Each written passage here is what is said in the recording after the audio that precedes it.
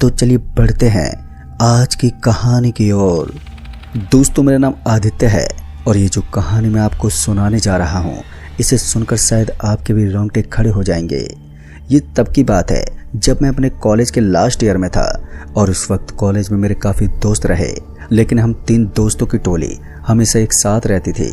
हमें घूमने का बहुत शौक था, खासकर उन जगहों पर जो भूतिया थे। हम तीनों बहुत सी ऐसी जगहों पर घूम कर आ चुके थे जहां रात में लोग जाने से डरते हैं। इस साल हमारा कॉलेज का लास्ट ईयर था और इसके बाद हम फिर क्या पता कभी एक साथ मिल भी पाए या नहीं, इसलिए हमने कुछ अलग करने की सोची। फिर क्या था, हम सबसे भूतिया जगह के बारे में पता करने लगे। लगभग 2 से 3 घंटे इंटरनेट पर सर्च करने के बाद हमने डिसाइड किया कि हम कुलधरा राजस्थान में जाएंगे, क्योंकि कुलधरा गांव भारत के तमाम भूतिया जगह में एक है। फिर क्या था, हमने फैसला किया कि अगली सुबह ही कुलधरा के लिए रवाना होंगे। हमारे यहाँ कुशीनगर से कुलधरा लगभग 1 से 2 दिन का सफ़र था, तो हमने अपनी कार से जाने की सोची। अब हम अपनी अपनी ज़रूरत की बैग पैक करके तैयार थे और अगली सुबह हम तीनों एक साथ कार से निकल पड़े। फिर लगभग 3 घंटे कार ड्राइव करने के बाद हम गोरखपुर पहुँचे ही थे कि मेरे एक दोस्त जिसका नाम अनिकेश था, उसने कहा, अरे भाई गाड़ी रोकना यार, मुझे भूख लगी है। तो मैंने उसे डांटते हुए कहा, अभी यार 3 ही घंटे हुए हैं और तुझे भूख लग गई। तभी मेरे तीसरे दोस्त जिसका नाम अंश था, उसने कहा, अरे भाई दोपहर के 12 बज रहे हैं, चल नाश्ता करके चलेंगे। तभी मैंने भी कहा, ठीक है भाई, तुम लोग कह ही रहे हो तो चलो नाश्ता कर लेते हैं। तभी मैंने अपनी कार को बगल में पार्क किया और एक ढाबे पर नाश्ता करने चले गए और तकरीबन 30 मिनट के बाद हम फिर से अपनी कार में बैठे और निकल पड़े अपने मंजिल की ओर। मैंने ड्राइव करते हुए अपने दोस्तों से कहा, भाई अभी हमें लगभग 1500 किलोमीटर जाना है। तब अंश ने जवाब देते हुए कहा, तब तो रात में भी ड्राइव करना होगा। मैंने कहा, भाई रात में मुझसे तो नहीं चलेगी, समझ लो तुम लोग। अभी हम ऐसे ही आपस में बातें करते हुए मकानपुर पहुंचे ही थे और लगातार 6-7 घंटे कार चलाने की वजह से अब पेट्रोल भी खत्म होने को आ गया था। तभी मैंने गूगल मैप पर देखा तो आगे 1 किलोमीटर पर एक पेट्रोल पंप था। फिर मैंने गाड़ी का टैंक फुल किया और बोला, अनिकेश अब तू ड्राइव कर, मैं बहुत ज़्यादा थक गया हूँ। तभी उसने हाँ में जवाब दिया। फिर मैं बैक सीट पर आकर बैठ गया। अनिकेश ड्राइव करने लगा। हम सन 90 के गाने चलाते हुए आगे अपनी मंजिल की ओर बढ़ने लगे और अब तकरीबन रात के 8 बज रहे थे और हमें भूख भी जोर की लग रही थी। तो पास के एक ढाबे पर नाश्ता करने चले गए और मैंने खाना ऑर्डर किया और ढाबे पर खाना खाकर हम फिर से अपनी कार में आकर बैठ गए और अनिकेश कार ड्राइव करने लगा। अंश मेरे बगल की सीट पर सो गया था। सब कुछ सही चल रहा था और अब रात के लगभग 1 बजने को भी आ गए थे और मैं थकान के कारण नींद के आगोश में आ गया। अभी मेरी आंखें लगी थी कि अचानक ही अनिकेश चीखते बोला, यार अभी गाड़ी के नीचे कुछ आ गया है। मैंने उससे थोड़ी थकी आवाज में कहा, पागल बीच रोड पर रात में कौन होगा जो तूने गाड़ी चढ़ा दी। उसने घबराते हुए आवाज में कहा, ऐसा लगा यार कोई औरत अचानक से गाड़ी के नीचे आ गई है। तभी मैंने हंसते हुए कहा, हाँ आजकल तो तुझे भाई औरतें ज़्यादा दिख रही हैं, चल गाड़ी चला। मेरी बात सुनकर वो गाड़ी को धीरे धीरे ड्राइव करने लगा और फिर मैं सोने की कोशिश करने लगा। उसी रोड पर आगे की तरफ अभी हम 2 किलोमीटर पहुंचे ही थे कि अचानक ही गाड़ी बंद पड़ गई। तभी मैंने चिड़चिड़ाते हुए आवाज में बोला, तू कर क्या रहा है यार, गाड़ी क्यों बंद कर दी। मेरी बात सुनकर अनिकेश जवाब देते बोला, भाई मैंने गाड़ी बंद नहीं की, बाहर चल कर देखते हैं। अब हम दोनों गाड़ी से बाहर निकले। चारों तरफ गहरा सन्नाटा पसरा हुआ था। हम जिस हाईवे पर थे उसके दोनों तरफ दूर दूर तक जंगली जंगल था। तभी मैंने अपने मोबाइल की फ्लैशलाइट जलाते हुए कार की ओर गया तो हम दोनों सन्न रह गए। हमने देखा कि गाड़ी के आगे वाले टायर खून में सने हुए थे। इतना देखने के बाद मुझे थोड़ा डर लगने लगा था और वहीं अनिकेश इतना देखकर उसके हाथ पांव कांपने लगे थे। मैंने अनिकेश को हिम्मत देते हुए कहा, भाई डर मत, जा अंश को भी उठा दे। तभी मैंने फ़ोन को टायर के और भी करीब ले जाकर देखा तो मेरी चीख निकल गई। मैंने डरती हुई कांपती आवाज़ में कहा, टायर को ध्यान से देख, एक पतली सी हड्डी घुस जाने के कारण टायर में पंचर हो गया है। अंश भी ये दृश्य देखकर बुरी तरह से सहम गया। तभी अनिकेश वहीं अपना टॉर्च चलाकर ध्यान से देखने लगा और बोला, ये किसी काली बिल्ली की हड्डी लग रही है।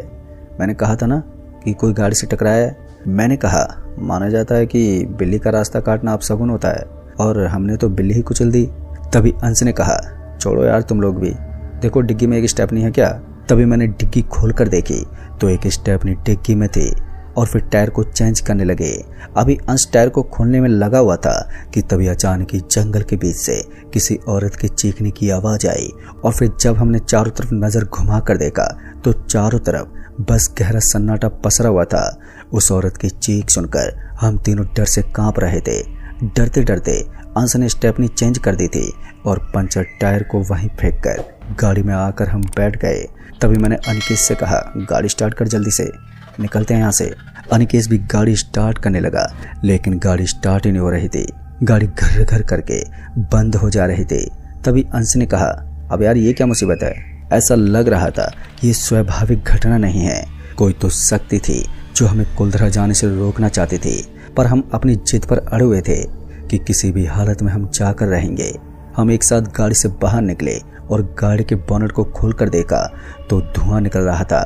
ध्यान से देखने पर पता चला कि एक तार हीट की वजह से पिघल गई थी। तो मैंने जल्दी से उस तार को जोड़कर बोनट को बंद किया और फिर हम कार में आकर बैठ गए। तभी अनिकेत ने फिर से गाड़ी स्टार्ट की और इस बार हमारी किस्मत ने हमारा साथ दिया और गाड़ी भी स्टार्ट हो गई। तभी मैंने फ़ोन पर देखा तो अब सुबह के 4 बज रहे थे और अभी भी हमें 1000 किलोमीटर तक जाना था। बिना रुके अनिकेत गाड़ी जोर से भगाने लगा और देखते ही देखते तकरीबन शाम के 3 बजे तक हम जैसलमेर पहुंच चुके थे। लगातार 10 से 12 घंटे तक गाड़ी में बैठने की वजह से हमें बहुत जोर की भूख लगने लगी थी और गाड़ी को पार्क करके हम जैसलमेर उतरे। अब हमसे कुछ ही दूरी पर हमारी मंजिल थी तो हमने देखा कि वहीं एक प्रसिद्ध ढाबा था। फिर हमने वहीं पर खाना खाया और कुलधरा के लिए फिर से निकले ही थे कि सामने एक बुजुर्ग बाबा हमें दिख गए जो हाथ दिखाकर लिफ्ट के लिए इशारा कर रहे थे। तो मैंने पूछा, हाँ जी बाबा जी, कहाँ पर जाना है आपको। तभी बाबा ने जवाब देते हुए कहा, बेटा मुझे सुल्तानपुर जाना है, वहीं कुलधरा के बगल में ही है ना। बाबा ने जवाब देते हुए कहा, हाँ वही। तभी मैंने पूछा, कुलधरा देखने में तो काफ़ी बड़ा गांव लगता है, ऐसे वीरान क्यों पड़ा है। फिर हमने इंटरनेट पे पता किया था तो देखा कुलधरा को भूतिया जगह भी माना जाता है। मेरी बात पर बाबा ने जवाब देते हुए कहा, बेटा बहुत लंबी कहानी है। तभी मैंने कहा, अच्छा तो सुनाइए ना, अभी हमें पहुंचने में भी काफ़ी समय लगेगा। बाबा ने कुलधरा की कहानी सुनाते हुए कहा, बेटा आज से लगभग 200 साल पहले कुलधरा गांव में 600 के आसपास पालीवाल ब्राह्मण रहते थे।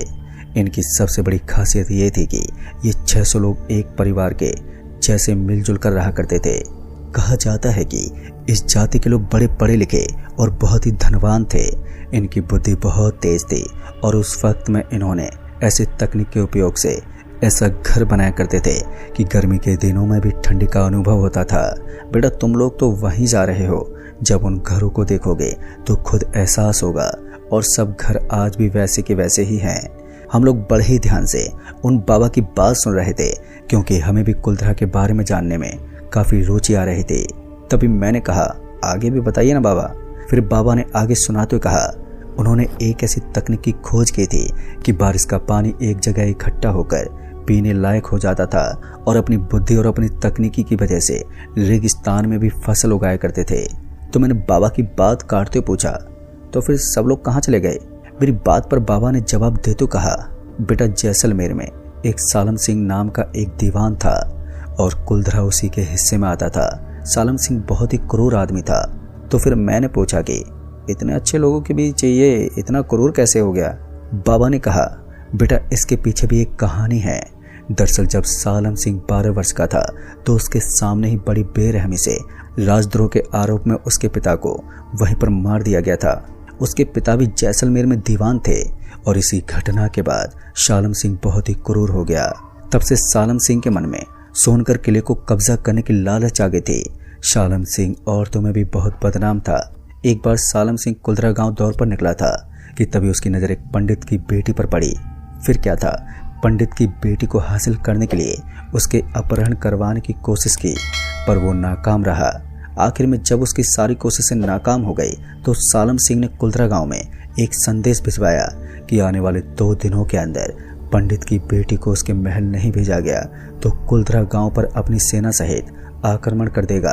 अब उसकी चेतावनी सुनकर सभी गांव वाले परेशान हो गए। गांव का हर आदमी अपने तरीके से सुझाव दे रहा था लेकिन किसी का सुझाव काम नहीं आ रहा था। देखते ही देखते एक दिन बीत गया।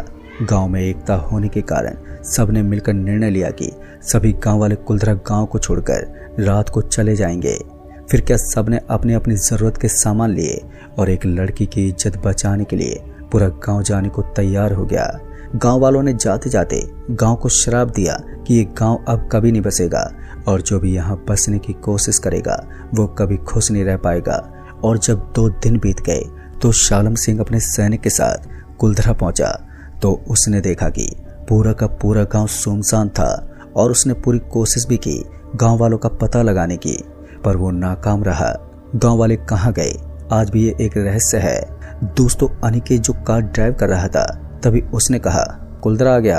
तभी बाबा ने कहा गाड़ी को यहीं रोक दो, मैं चला जाऊंगा। अनिकेत ने सड़क के बगल में गाड़ी लगाई और मैंने बाबा को उतारते हुए कहा बाबा आराम से जाइएगा। बाबा हमें देखकर एकदम से मुस्कुरा गए और पैदल पैदल अपने गांव की ओर निकल गए। अब मैंने टाइम देखा तो शाम के 5 बजने को आए थे। तो मैंने अपने दोस्तों से तेज आवाज में कहा गाड़ी को जल्दी से कहीं खड़ी कर दो, आज रात रुकने के सामान को बैग में पैक करके अंदर चलते हैं। तभी अंश ने नोटिस बोर्ड की ओर इशारा करते हुए कहा यहाँ तो देख, रात में जाना मना है। तभी अनिकेत ने अंश की बात काटते हुए कहा इतनी दूर से इसलिए आए हैं कि नोटिस देखकर डर जाएं। मैंने कहा गेट बंद होने से पहले जल्दी से चलते हैं। तभी हम जल्दी जल्दी कुछ खाने पीने का सामान अपने बैग में भरकर गेट की ओर भागे और जैसे ही गेट के पास पहुंचे तो गेट पर पहरा देने वाले चौकीदार ने कहा कहाँ जा रहे हो आप लोग? आपको मालूम नहीं है कि शाम के टाइम गेट बंद हो जाता है और शाम 6 बजे के बाद ये पूरा एरिया सुनसान रहता है। जाइए आप लोग, कल सुबह आइएगा। मैंने रिक्वेस्ट करते हुए कहा हम बहुत दूर से आए हैं, ज़्यादा समय नहीं रुकेंगे, बस 5 मिनट में वापस आ जाएंगे।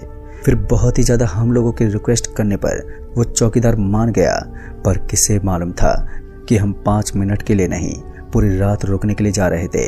अंदर आते ही हम तीनों ने फैसला किया कि अलग अलग जगह पर छुप जाएंगे और रात में सबके चले जाने के बाद हम वापस से मिलेंगे। फिर हम तीनों अलग अलग जाकर छुप गए और देखते ही देखते शाम होने को आई थी तो मैंने चौकीदार की आवाज़ सुनी। हमें बाहर जाने के लिए जोर जोर से वो पुकार रहा था। हम छुपे होने के कारण चौकीदार को दिखे नहीं। फिर जैसे शाम के 7 बजने को आए तो पूरा एरिया सुन्न पड़ गया और चारों तरफ सन्नाटा। मेरे कानों में आवाज़ सुनाई दे रही थी तो बस रोते हुए लोमड़ियों की। मैंने चारों तरफ देखा तो वहाँ पर कोई नहीं था। फिर मैंने अपने दोस्तों को आवाज़ लगाई अंश, अनिकेत कहाँ हो तुम लोग? आ जाओ, कोई नहीं है यहाँ पर। मेरे इतना कहने पर भी सामने से कोई जवाब नहीं मिला। फिर मैंने एक बार तेज तेज आवाज़ चिल्लाते हुए कहा कहाँ हो भाई तुम लोग, मजाक क्यों कर रहे हो? पर इस बार भी कोई जवाब नहीं आया। अब मुझे भी डर लगने लगा था। अब मेरे कुछ भी समझ में नहीं आ रहा था कि ये लोग मजाक कर रहे हैं या फिर सच में यहाँ पर नहीं हैं। तभी अचानक मुझे ऐसा लगा कि कोई औरत मेरे पीछे से आई है। उसके पायल की आवाज़ मेरे कानों में साफ साफ सुनाई दे रही थी। इतना सुनते मैं एकदम से सहम गया और अब धीरे धीरे मेरी हिम्मत कमज़ोर पड़ने लगी थी। मैंने अपना मोबाइल देखा तो मेरे फ़ोन में नेटवर्क नहीं थे। अभी रात के तकरीबन 8 बज रहे थे। उस वक्त मानो जैसे जैसे चंद्रमा को बादल अपने आगोश में ले रहा था वैसे ही मुझे अजीबोगरीब आवाज़ें सुनाई दे रही थी। अभी मैं अपने दोस्तों को ढूंढ ही रहा था कि तभी एक भारी आवाज़ मेरे कानों से आकर टकराई, चला जाए यहाँ से। वो भारी सी आवाज़ सुनते ही मेरी जान गले तक आ पहुंची थी। मैं डरते हुए अपने दोस्तों को ढूंढ ही रहा था कि देखते ही देखते कब आधी रात हो गई पता ही नहीं चला। मेरे अंदर अब जरा सी भी हिम्मत नहीं बची थी। मैं वहीं खंडर में घुटनों के बल सिर रख के बैठ गया। मैं अब सोच रहा था कि अब अकेले किले से बाहर कैसे निकलें कि अचानक मुझे एहसास हुआ कि मेरे कंधे पर किसी ने हाथ रखा है। मैं इतना ज़्यादा डरा हुआ था कि डर के कारण लड़खड़ाते हुए भागने लगा। मेरे पीछे से किसी ने मेरा नाम लेकर पुकारा तो मैंने झट से पलट कर देखा तो मेरे पीछे अंश था। वो भी मेरे ही तरह डरा हुआ था। उसे देखने के बाद मेरी हिम्मत थोड़ी बढ़ गई क्योंकि अब हम 2 लोग हो गए थे। तभी मैंने अंश से पूछा अनिकेत कहाँ पर है? अंश ने कहा यार मुझे नहीं मालूम, मैं जब तुम लोगों के पास आने के लिए निकला तो चारों तरफ देखा तो कोई भी नहीं था। अभी अंश मुझसे बात ही कर रहा था कि किसी अदृश्य साया ने उसका पैर पकड़कर मेरे सामने ही उसे पटकने लगा। मैंने अंश का हाथ जोर से पकड़ा और अपनी ओर खींचा और मेरा हाथ छूटते ही वो साया एकदम से कहीं गायब हो गया।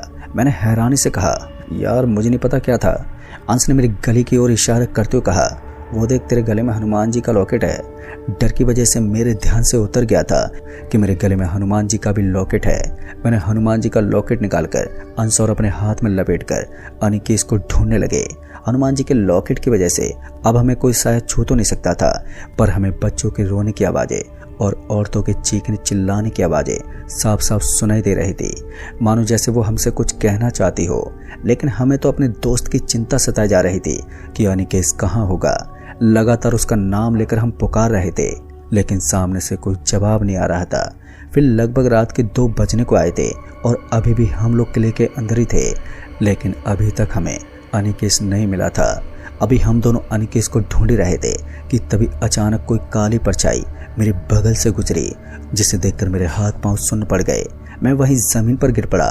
जब सुबह तेज धूप मेरे चेहरे पर पड़ी तो मेरी आंखें खुली, तो मैं उठकर खड़ा हुआ तो मैंने देखा कि मेरा दोस्त मेरे बगल में जमीन पर लेटा हुआ था। मैंने अंश को उठाया तो मैंने देखा कि हम एक अनजान सड़क के किनारे थे। अंश मुझसे पूछने लगा कि हम यहाँ पर कैसे आए, तो मैंने उसकी बात काटते हुए कहा, अनिकेश को ढूंढ, वो कहाँ पर है। तभी मैंने कुछ लोगों को कुलधरा किले के अंदर दौड़ते हुए जाते देखा। उनमें से ही मैंने एक आदमी को रोकते पूछा, अरे भाई साहब क्या हुआ, अंदर इतनी भीड़ क्यों है। उसने जवाब देते हुए कहा, कल किले में कुछ लोग रात में रुक गए थे, उनमें से कोई अंदर बेजान पड़ा है। उस आदमी की इतनी बात सुनते ही हम दोनों दौड़ते हुए किले के अंदर पहुंचे तो हमने देखा कि अनिकेश बेहोश पड़ा है। फिर हमने उसके चेहरे पर पानी मारा, बहुत कोशिश की, पर अनिकेश की आंखें नहीं खुल रही थी। तभी अंश ने नब्ज चेक करते हुए कहा कि इसकी नब्ज तो चल रही है। मैंने फौरन ही अंश को अपनी कार से हॉस्पिटल जाने के लिए कहा और फिर हमने तुरंत ही पास के नज़दीकी हॉस्पिटल में अनिकेश को भर्ती कराया। डॉक्टर ने हमसे बताया कि ये अब कोमा में जा चुके हैं। मैंने डॉक्टर से घबराते हुए कहा, मेरे दोस्त को कुछ होगा तो नहीं ना। तभी डॉक्टर ने बताया कि इनका शरीर सामान्य है। मैंने अंश से कहा, देख यार, हम सिर्फ डॉक्टर के भरोसे नहीं बैठ सकते, किसी पुजारी से बात करके देखते हैं। फिर अंश और मैं पास वाले गांव के एक भव्य हनुमान मंदिर में गए। वहां के पुजारी को सारी घटना बताई। पुजारी जी ने कहा, कुलधरा गांव श्रापित है, तुम लोगों की नादानी की वजह से तुम्हारी जान भी जा सकती थी। तभी मैंने पंडित जी से माफी मांगते हुए कहा, आप बस हमारे साथ कृपया करके चलिए। पंडित जी हमारे साथ चलने के लिए तैयार हो गए और उन्होंने जाने से पहले हम लोगों को थोड़ी देर रुकने के लिए कहा। हमने वहीं कुछ देर इंतजार किया और पंडित जी एक लाल रंग के झोले के साथ आए और हमसे कहा, चलो अब। हम गाड़ी में बैठे और तुरंत ही हॉस्पिटल की ओर निकले। हॉस्पिटल में आने के बाद हमने पंडित जी से अनिकेश को दिखाते हुए कहा, यही हमारा दोस्त है, देखिए क्या हुआ इसे। पंडित जी ने अनिकेश को देखते हुए कहा, अनर्थ हो गया है। मैंने पंडित जी से कहा, क्या हो गया पंडित जी, बात क्या है, मेरे दोस्त ठीक तो है ना। पंडित जी ने कहा, ये बच तो जाएगा, लेकिन इसकी याददाश्त मिट जाएगी, इसकी बुद्धि अब 10 साल के बालक के समान हो जाएगी। इतना कहकर पंडित जी ने अपने थैले से हनुमान जी के चरणों की भभूत अनिकेश के सिर पर लगाई और हनुमान जी की एक लॉकेट अनिकेश के गले में पहनाते हुए मुझसे कहा, इसके होश में आते ही तुम फौरन ही अपने घर निकल जाना और कभी भी भूल से यहाँ पर लौट कर मत आना। तभी मैंने कहा, ठीक है पंडित जी। तभी अंश को मैंने वहीं अनिकेश के पास रुकने के लिए कहा और बोलकर मैं पंडित जी को मंदिर छोड़ने चला गया। और जब मैं वापस हॉस्पिटल में लौटा तो मैंने देखा कि अनिकेश को होश तो आ गया था, लेकिन वो अब 10 साल के बच्चे जैसा बर्ताव कर रहा था, जैसा कि पंडित जी ने बताया था।